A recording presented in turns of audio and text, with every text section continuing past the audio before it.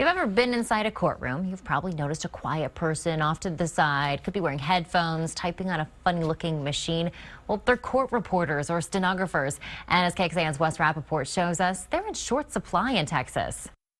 Go on the record at this time.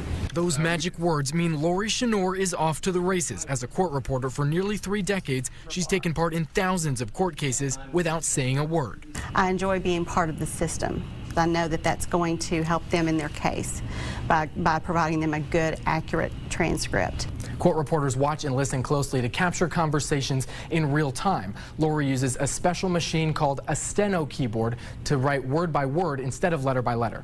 If you've never met a speedy stenographer, it's because there's a statewide shortage. They have to reschedule their hearing, so it delays the justice system when there are not court reporters available. The state agency that certifies court reporters says there's been a 20% decrease in the last 12 years due to retirements and a lack of new stenographers, leaving hundreds of openings statewide. We expect to see that trend continue or perhaps get even worse.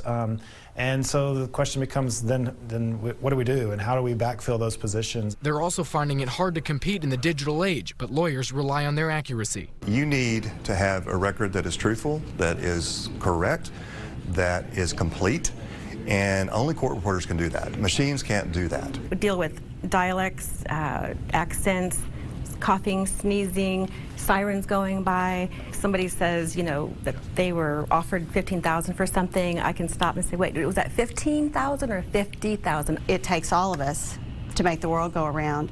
Wes Rappaport, KXAN News.